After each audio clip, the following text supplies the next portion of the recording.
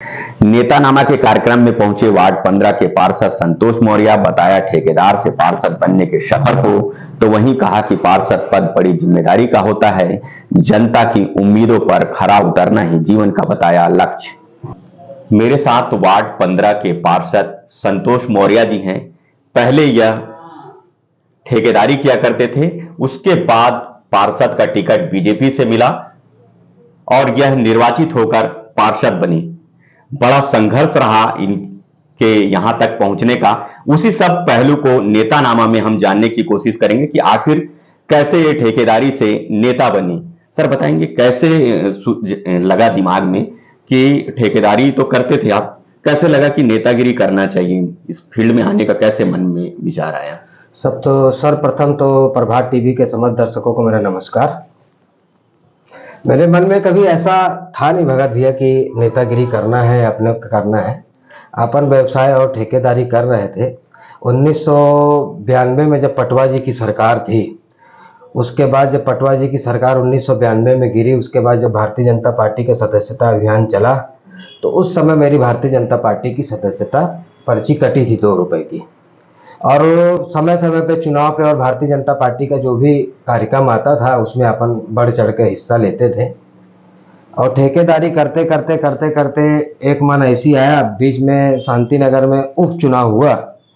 उपचुनाव के समय में जब लोगों ने सक्रियता देखी तो लोग बोले संतोष चुनाव लड़ने की तैयारी कर रहे हो क्या? तो बोला नहीं भैया, ऐसे मेरे मन में किसी प्रकार का विचार नहीं है।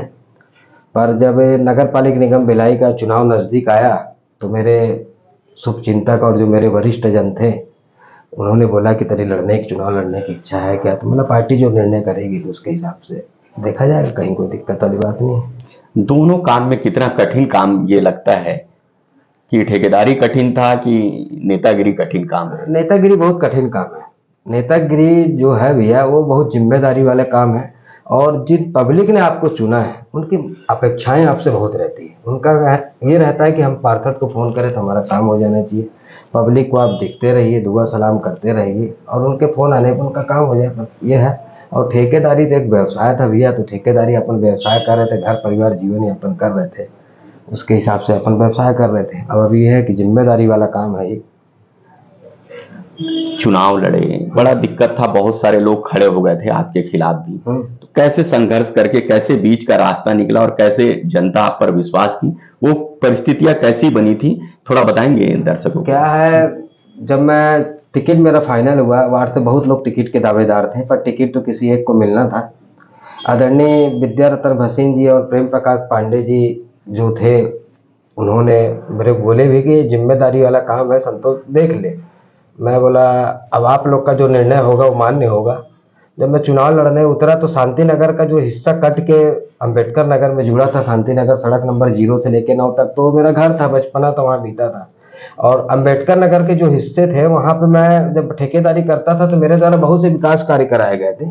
तो पब्लिक में एक अपनी पहचान थी और वरिष्ठ लोगों का सहयोग भी रहा। तो क्या है, चुनाव लड़ने में कहीं किसी प्रकार की दिक्कत नहीं हुई। पर क्या होता है, जब आदमी चुनाव लड़ने उतरता है तो सबसे बड़ी इसकी खूबी जो होती है, इसमें अपना आदमी बेगाना हो जाता है और बेगाना आदमी अपना हो जाता है।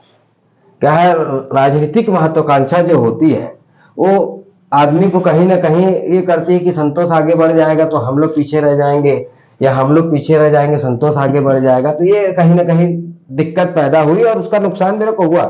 ऐसा नहीं है कि मेरे को नुकसान, मेरी जीत बहुत बड़ी होती, पर मैं अपने एक सम्मानजनक जीत जनता ने मेरे को दिया और मेरे को जनाधार स्वीकार है, कहीं कोई दिक्कत।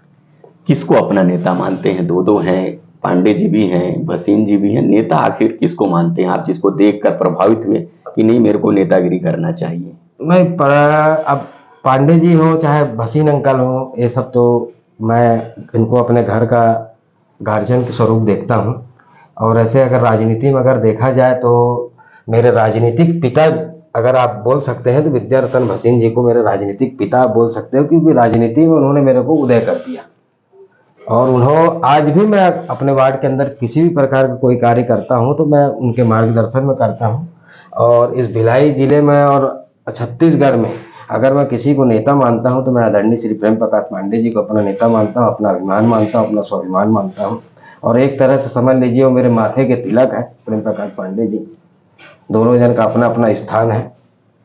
घर परिवार से कैसा सहयोग मिलता है, क्योंकि बड़ा दिक्कत रहता है 24 घंटा इसमें। ठेकेदारी में तो एक समय मिल जाता था कि घर को समय दे दे, लेकिन नेतागिरी में ऐसा रहता है 24 घंटा भी कम है, तो उस समय कैसे निकालते हैं? थोड़ा बहुत नाराजगी तो घर परिवार में रहता ही है। अब मिसेज को थोड़ा सा नाराजगी रहता है कि जब से आप नेता बने हो घर परिवार में समय देते नहीं हो। तो संडे का जो समय रहता है, मैं अपना कार्यालय नहीं खोलता हूँ। संडे का समय मैं दोपहर को 2 बजे के बाद का जो समय रहता है परिवार के लिए मैं देता हूँ। बाकी शाम मेरी ऐसी कोई आदत नहीं है। संडे 8 बजे अपन घर रवाना हो जाते हैं। उसके बाद फ़ोन के माध्यम से ही लोगों के समस्याओं को जो भी रहता है उसका समाधान करते हैं। 1 साल हो गया, ऐसा क्या काम कराएं आपने जो वार्ड की जनता याद रखी हुई है कि 1 साल तो हो गए आपके? ये जो आपका सवाल है ना, ये सवाल सही सवाल मेरे को लगा। 1 साल के अंदर जो मेरी उपलब्धि है, मैंने जो चुनाव में छोटे छोटे वादे किए थे, मैं रोड नाली सड़क नहीं दे पा रहा हूँ अभी, पर मैं चुनाव में किसी समाज के लिए, किसी समिति के लिए, किसी के लिए मैंने जो घोषणाएं की थी, वो घोषणाएं वैशाली नगर के विधायक आदरणीय विद्यारतन भसीन के माध्यम से मेरी लगभग पूरी हो जा रही है। उनकी निधि से मेरे को अभी तक 28 लाख रुपए मेरे वार्ड में मिला है। एक 10 लाख रुपए को उन्होंने डोम सेट दिया, 7 लाख रुपए का डोम सेट दिया, मन संधारण के लिए उन्होंने 6 लाख रुपए दिया, 2-2 लाख रुपए करके, और छोटे मोटे और संधारण के लिए 28 लाख रुपए उन्होंने अपनी निधि से मेरे को पिछले वित्तीय वर्ष में लगभग मेरे को दिए। उसके बाद अधोसंरचना मद से 10 लाख रुपए का एक नाली था, मेरा 2 नंबर जो था, 15 साल बहुत पुरानी समस्या थी डुबान की। मैंने उस नाली को पूर्व के जो आयुक्त महोदय थे सर्वा सर, उनके माध्यम से मैंने स्थल निरीक्षण कराया था, उसका समस्या का मैंने समाधान किया। और अभी मेरे और छोटी छोटी समस्याएं हैं, तो मैंने उसको विधायक जी के अपना पत्र लगाया हुआ है, उसका भी स्वीकृति मेरे को जल्दी मिल जाएगा। आप बीजेपी के हैं, शहर सरकार में कांग्रेस के बैठे हुए हैं महापौर, कैसा सहयोग मिलता है? सहयोग अब शहर सरकार कांग्रेस की है, पर महापौर जी नीरज पाल जी हैं, जैसे मेरे उनसे व्यक्तिगत संबंध रहे हैं, मैं भी कई वर्षों से उनको जानता हूँ, वो भी मेरे को जानते हैं। कभी कोई जरूरत पड़ने पे, किसी चीज को बोलने पे उनके द्वारा उचित मार्गदर्शन किया जाता है। हाँ, भारतीय जनता पार्टी की विचारधारा और कांग्रेस की विचारधारा है, मुद्दों की लड़ाई तो होती रहती है, पर कहीं ऐसा कोई जरूरत पड़ता है जिससे जनता का हित होता है, उसमें उनके द्वारा सहयोग प्रदान किया जाता है। लंबे समय तक नगर निगम में ठेकेदारी की, ऐसी परिस्थिति कभी बनी थी क्या? अभी जो 3 माह से कर्मचारियों को वेतन नहीं मिल रहा, कभी ऐसी परिस्थिति देखे थे क्या? क्या कारण मानते हैं कि ये माली हालत खराब हो गई नगर निगम की? इसकी शुरुआत जो थी ना 2021 हो चुकी थी। नगर निगम की माली हालत वाली जो बात है ना, वो उसकी शुरुआत 2021 में हो गई थी, जब हमारा नगर पालिक निगम का ठेकेदार संघ धरने में बैठा था। 124 दिन का धरना, छत्तीसगढ़ के इतिहास में बहुत बड़ा धरना था। उस समय ठेकेदारों के 25 से 27 करोड़ रुपया बकाया था, और वो धीरे धीरे धीरे स्थितियां परिस्थितियां ऐसी बनती चली गई कि, और आज नगर पालिक निगम भिलाई के परमानेंट कर्मचारी, प्लेसमेंट कर्मचारियों का भुगतान समय पर नहीं हो पा रहा है। आज 2-2 महीने से कर्मचारियों को भुगतान नहीं मिलता, सफाई कर्मचारियों को 4-4 महीने से भुगतान नहीं मिलता। निगम की आय प्रभावित हुई है। कहीं ना कहीं निगम की जो आय होती थी, स्पैरो कंपनी ने जो वसूली करना चालू की, कहीं ना कहीं नगर पालिक निगम भिलाई में किसी प्रकार की चूक हुई, जिसका खामियाजा आज भुगतना पड़ रहा है। आप तेज तर्रार नेता के रूप में जाने जाते हैं, सदन में अपनी बातों को कितनी गंभीरता से उठाते हैं, और जनता वो कैसा लगता है जनता की भाई हमारा जो पार्षद है बड़ी गंभीरता से उठाया क्वेश्चन, क्योंकि तेज तर्रार है, और अभी उप नेता प्रतिपक्ष जो नेता प्रतिपक्ष बना, क्या एकदम सही उस व्यक्ति को मिला है?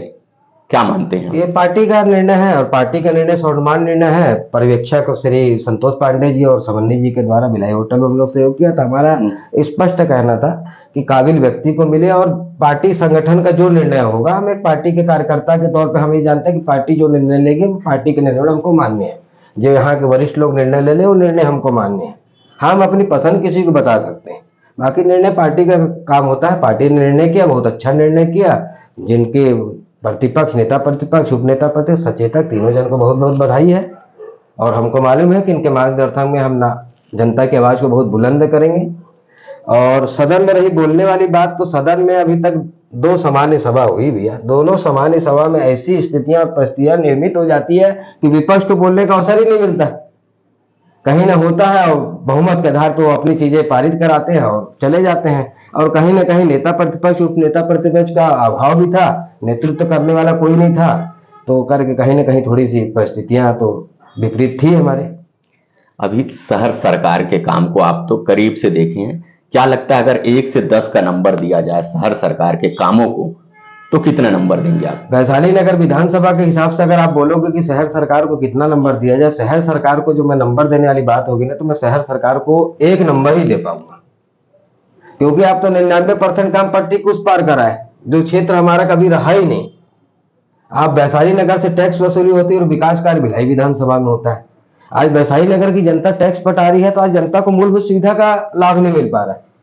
आज जनता के घर के आगे न समय पे झाड़ू लग पाती है, न समय पे नाली साफ हो पाती है, न जनता को मूल रोड संधारण होता है, न पानी की समस्या का है, न लाइट है। आज नगर निगम की स्थिति है कि एक बल्ब लगाने के लिए भी अधिकारियों को सोचना पड़ता है कि कहाँ व्यवस्था करें।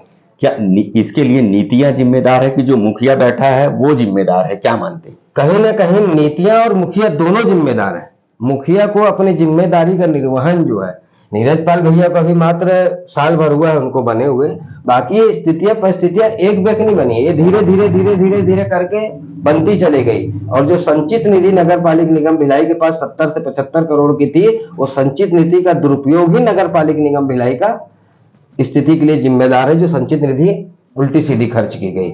और दूसरा जो सफाई का जो ठेका हुआ, उस सफाई का ठेका जो है वो अनाप शनाप पैसा खर्चा किया गया, उसका रिजल्ट आज भिलाई की जनता को अभी फिर बढ़ा दिए हैं वो, तो फिर 24 करोड़ के उसको बढ़ा के उन्होंने 36 करोड़ रुपए का टेंडर कर दिया। तो ये क्या लगता है, क्योंकि उतने ही लोग थे, अब तो रिसाली भी अलग हो गया, उसके बाद ये बढ़ा क्यों रहे हैं, क्या? अब कहीं ना कहीं संसाधन वार्डों का जो परिसीमन हुआ उसके हिसाब से, वार्डों के हिसाब से है। और आज इनके पास किसी, जैसे उन्होंने नाली सफाई का आंकड़ा दिया कि इतने मीटर की नाली, इतने मीटर की, इनके पास कोई आंकड़ा नहीं है स्वास्थ्य विभाग का।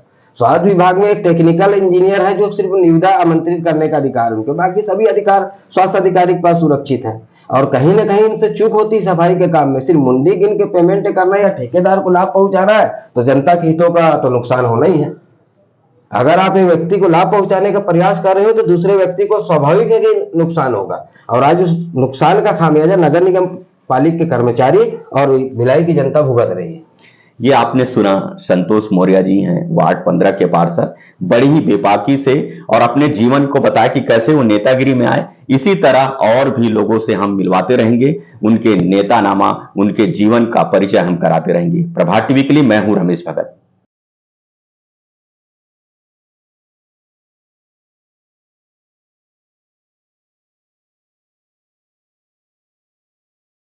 गुर्दे की पथरी के लिए बी क्वीन सिरप का उपयोग करें। नो साइड इफेक्ट, आयुर्वेदिक दवा। अधिक जानकारी के लिए मिस कॉल करें 81 20 200 500 पर।